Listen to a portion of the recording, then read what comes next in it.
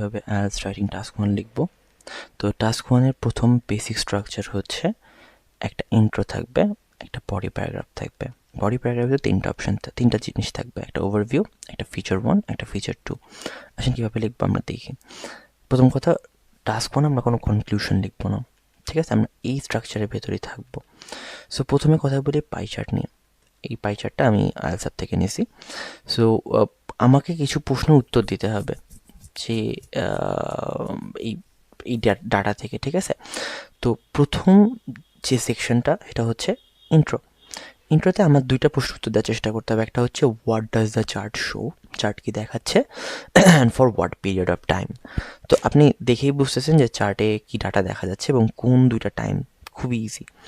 So প্রশ্ন হচ্ছে এখানে দেওয়া আছে যে এই জিনিসটা দিয়ে এই দেখেন, this is the question, the two pie charts below show the percentage of industry sector contribution to the economy of Turkey in 2000 and 2026. Sorry, 2016. Summarize the information by selecting and reporting the main features and make comparisons where relevant. এই যে কথাটা, এই কথাটাকে আমি paraphrase করে বসাই দিব ইন্ট্রোডাকশনে, ঠিক আছে? সো এই ইন্ট্রোডাকশনে এই যে দুইটা কোশ্চেনের অ্যান্সার, এটা এই প্রশ্নের থেকে আসবে, আপনার যে প্রশ্ন ডিসক্রিপশন আছে এটা প্যারাফ্রেজিং থেকেই আসবে, এবং আপনি দেখবেন এখানে কোনো সাল দেওয়া আছে কিনা বা সামথিং এক্সট্রা দেওয়া আছে কিনা, ঠিক আছে? এইটাকে আপনি প্যারাফ্রেজ করবেন, আপনি ওয়ার্ড চেঞ্জ করবেন, চেঞ্জ করে নিজের মতো বসাবেন, ঠিক আছে? সো আপনি যদি কয়েকটা প্যারাফ্রেজিং সিস্টেম আছে, আমি দেখাই দিব, বাট যদি আপনি আনশিওর হন কেমনে আপনি করবেন, হাউ দিয়ে প্যারাফ্রেজ করাটা সবচেয়ে ইজি। কীভাবে? যেমন দেখেন, the pie charts illustrate how different industry sectors contributed to the economy of Turkey percentage wise.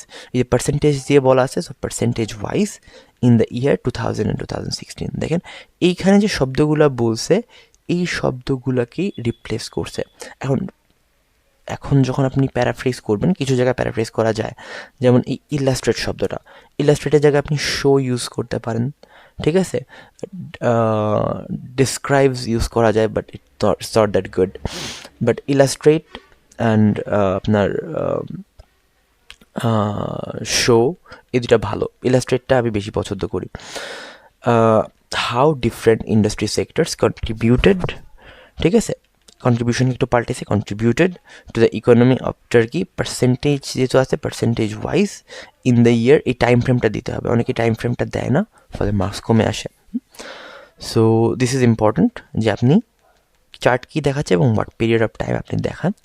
Moving on, ওভারভিউজে আপনাকে কী ফিচার বের করতে হবে, কোনো ট্রেন্ডস আছে কিনা, কোনো এক্সেপশনস আছে কিনা, আপনাকে সবচেয়ে বড় এবং সবচেয়ে ছোট স্লাইস বের করতে হবে। এটা একটা পাই চার্ট, যেমন এখানে সবচেয়ে বড় স্লাইস এইটা, ছোট স্লাইস এইটা, এখানে সবচেয়ে বড় স্লাইস এইটা, ছোট স্লাইস হচ্ছে এইটা। এগুলো আপনাকে আইডেন্টিফাই করতে হবে। Find out which slices become smaller, bigger or didn't change. এই স্লাইসের ভেতর কোনটা বড় হয়ে গেছে, যেমন এটা আগে যেমন ছোটো হয়ে গেছে, এটা বড় হয়ে গেছে, কোনটা চেঞ্জ হয়নি, এগুলো আপনাকে বের করতে হবে, ঠিক আছে? এবার আপনি এগুলো আইডেন্টিফাই করে ফেলছেন। সো আপনার কাজ কী হবে, যখন আপনি এই জিনিসটা দেখবেন, আপনি 5-7 মিনিট সময় নেবেন, নিয়ে আপনি এই কোনটা বড় হয়েছে কোনটা ছোটো হয়েছে এগুলো আইডেন্টিফাই করে করে খাতায় লিখবেন, ঠিক আছে? তাহলে আপনার জন্য জিনিসটা খুব সহজ হয়ে যাবে। এরপরে আপনার যখন সবগুলো আইডেন্টিফাই করা শেষ, আপনাকে এই প্যারাফ্রেজিংগুলো জানতে হবে। দেখেন আমি লিখবো কেমনে, যে this was the smallest segment, contributed the least to the economy. একই কথা, হ্যাঁ? স্মলেস্ট জায়গায় লার্জেস্ট ইউজ করলে আপনার হয়ে যাবে। যেমন ধরেন একটা জিনিস আপনার সবচেয়ে লোয়েস্ট ছিল, তাহলে আপনি এখানে লিখতে পারেন যে this was the smallest segment, this contributed the least to the economy, this made the lowest contribution, this made up the smallest part of the chart, this was the least significant part of the economy. একই কথা আমি 1, 2, 3, 4, 5 ভাবে আমি লিখতেছি, ঠিক আছে? এখানে largest, most, highest, biggest, most দিলে আপনি বিগেস্টের কথাও বলতে পারবেন। সো একই সাথে আপনি ওভারভিউ 5 ভাবে লেখা শিখলেন এখান থেকে, ঠিক আছে? আসলে আমরা একটা ওভারভিউ লেখা দেখি, যে ওভারঅল দিয়ে শুরু করবেন always. At the beginning of the period আপনি টাইম ফ্রেমটা আপনি আইডেন্টিফাই করতেছেন। বা ইন দ্য ইয়ার 2000 এটা আপনি ইউজ করতে পারেন, সমস্যা নেই। বাট এটা আমি একটা প্যারাফ্রেজ এক্সট্রা ইউজ করলাম, কারণ এখানে আমি একটা সাল ইউজ করছি, সেখানে আমি আরেকটু ডিফারেন্ট ওয়ার্ড ইউজ করলাম। Construction contributed the least to the economy. এই কন্ট্রিবিউটেড দ্য লিস্ট, এখান থেকে আপনি যে কোনো একটা স্মলেস্ট সিলেক্ট করবেন, করে দিয়ে দিবেন। while agriculture was the most significant economic sector. In comparison, এটা আপনার কম্প্যারিজনের জন্য ব্যবহার করছে, ঠিক আছে। আমরা আগের সেকশনে দেখছি কোহেরেন্স এবং কোহেশনের ব্যাপার স্যাপার আছে, মনে আছে? এটা কোহেশনের ওই ওয়ার্ডগুলো থেকে আসছে। In comparison, at the end of period, healthcare and education became the largest economic segment and the lowest contribution was made by finance, business and other services. তো আপনি যদি এইটার সাথে কম্পেয়ার করেন, আপনি দেখবেন যে এই স্লাইসগুলোর ভিতর কোনটা আপনার বেশি কন্ট্রিবিউট করছে, কম কন্ট্রিবিউট করছে, চেঞ্জ হয়েছে, এই জিনিসগুলোকে খুব সুন্দর করে সামারি করে মারছে। দেখেন এখানে কোনো নাম্বার নেই। সো যখন আপনি ওভারভিউ লিখবেন, তখন আপনাকে জাস্ট এই ট্রেন্ডগুলো বলতে হবে, কোনটা বেশি কোনটা কম, জাস্ট দ্যাট, নাথিং এলস, ঠিক আছে। আর অ্যাকচুয়াল নাম্বারস আমি ফিচার 1 and 2-তে যাব। সো আসেন ফিচার 1-এর দিকে যাই। So find different features and describe them using different paragraphs. You need to group similar trade. So আমরা ফিচারগুলোকে যেগুলো পাবো, এগুলোকে আমরা দুইটা গ্রুপে বিভক্ত করব। যেমন একটা আমি ভাগ করছি এখানে, যেগুলো ইনক্রিজ হয়েছে, আরেকটা হচ্ছে যেটা ডিক্রিজ হয়েছে আর চেঞ্জ হয়নি। দুইটা ভাগ করে দুইটা প্যারাগ্রাফে ডেসক্রাইব করব। এখন এইখানে কিছু ভোকাবুলারি আপনার জানা থাকা উচিত, যেন আপনি প্যারাফ্রেজ করতে পারেন।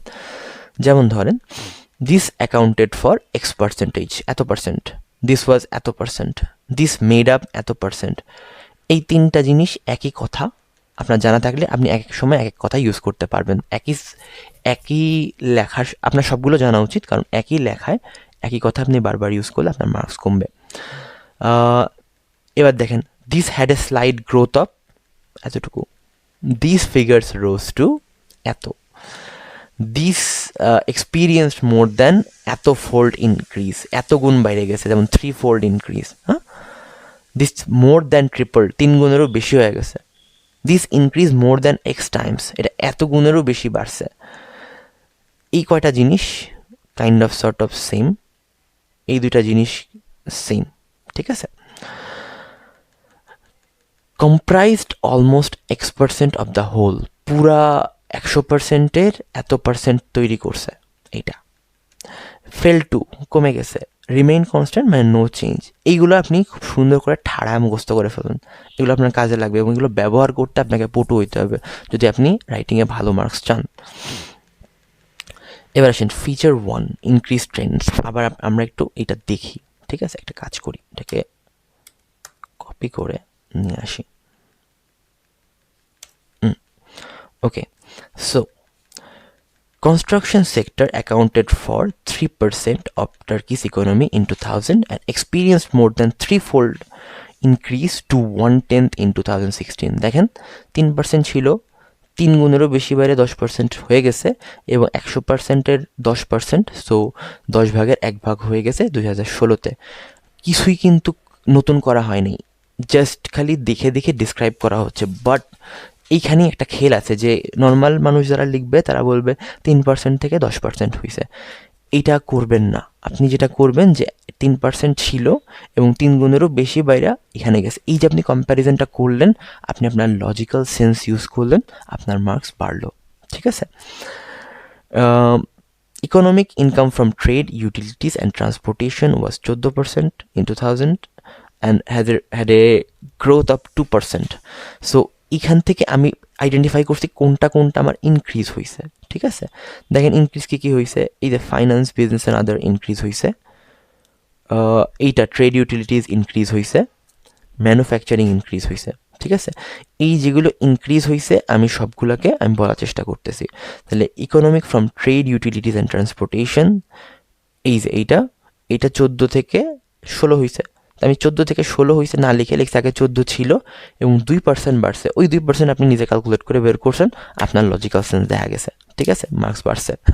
In 2016 at the beginning of period, manufacturing and finance, business and other services made up of 8% and 5% of Turkey's economy respectively, and these figures rose to 12% and 8% in 2016. 16। So আগে দুইটা আমি কতটুকু করে বাইরে বাড়ছে দেখাইছে, এখানে এক্স্যাক্ট মার্কস, এক্স্যাক্ট নাম্বারস দিছে। সো আমি বলতেছি না যে দিস ইজ সামথিং আপনি আপনি একদম মানে পারফেক্টলি ফলো করেন, বাট আমি বলবো আপনি কম্প্যারিজন করেন, কম্প্যারিজন করে কত গুণ বাড়ছে কত গুণ কমছে দেখান, কতটুকু বাড়ছে দেখান একটু ক্যালকুলেট করে কষ্ট করে।